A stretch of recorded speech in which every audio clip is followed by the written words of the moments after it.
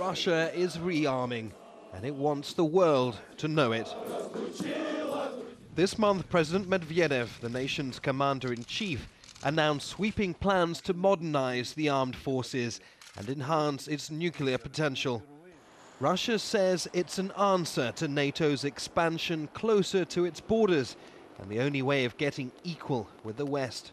And in order to reach sustainable agreements with the United States, with other nuclear powers, you need to have an equal nuclear potential. Otherwise, the other part will never have enough motivation to make agreements.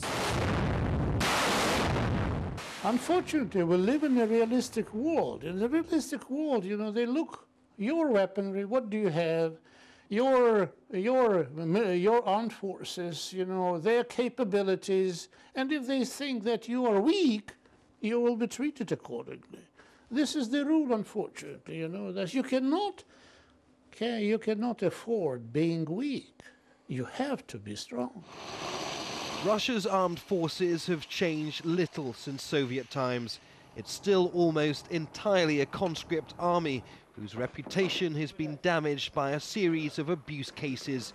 Pay is low, conditions poor, and much of the hardware over 20 years old. The 2008 conflict with Georgia exposed how backward its forces were compared to the US-trained Georgian troops. In 5 days of fighting, Russia lost 66 servicemen and 4 warplanes. The decision to rearm, despite the global economic crisis, has sparked alarm in the West, at a time when the US and Russia are meant to be discussing downsizing their arsenals. The reality is far from an immediate surge in Russia's military capability. The country hopes to modernize 70% of its weaponry within the next decade. And the government has indicated that military spending will only go up by a mere $4 million by next year.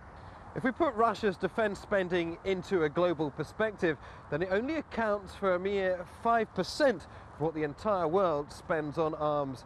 Much less than China at 8%, the European Union at 20%, and significantly lower than what the United States spends, almost half of the total global spending on military weapons.